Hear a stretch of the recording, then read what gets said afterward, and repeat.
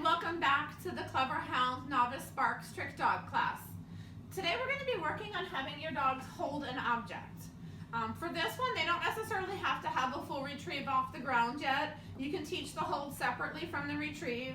But for the novice title, what we are looking for is a dog that will hold an object for at least 5 seconds. Hey Chili, come here. Wait there. You do have a choice of what object you want to use. I'm going to use an obedience dumbbell because I think I'll get a cleaner hold with this than I might with a toy. But if you have a dog who likes to hold toys, you're certainly welcome to use a toy. This can also be fun to have your dog hold props like a sign or something like that. But I'm going to start off with the dumbbell because I want to set up for success with a new trick. You can use a clicker for this trick. Kind of like stays, I tend to not use a clicker for duration type behaviors. I tend to go more with verbal praise and then a verbal release.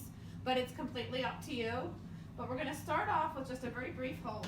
Take it, hold, give. And that was probably maybe a second. Even if your dog likes to fetch, this can sometimes be a little bit of a challenge because it's not as fun when you're just holding still. Sit. I know. Take it, hold, 1, 2, give. So that time we did 2 seconds. If your dog isn't grabbing the dumbbell like Chili is, you can gently place it in their mouth, but do keep it gentle. We don't want to be forcing dogs to open their mouth or anything like that.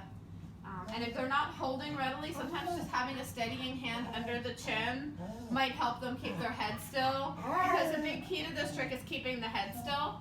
Take it, hold it, 1, 2, 3, yeah, good choice. She thought about spitting there. I think you probably saw that, but then she remembered she was supposed to be holding and she adjusted her grip. I don't mind a little adjustment like that because that actually showed me she was thinking about what I wanted. What you don't want to is a dog that's chomp, chomp, chomp, chomp, chomp, chomp, chomping. Your dumbbell should look just as good, or your retrieval item should look just as good when you're done with this exercise as it did when you started. So, take it, hold, 1, 2, 3, 4, 5, yeah. Good job. So there we have our 5 seconds. You can just cue the dog to spit it out at the end of the 5, but I prefer to have them put it in my hand just because it's a better habit for later on, as is not barking during training sessions. Because if you do want to do a more formal retrieve later on, it's better not to have a dog that flings objects at you.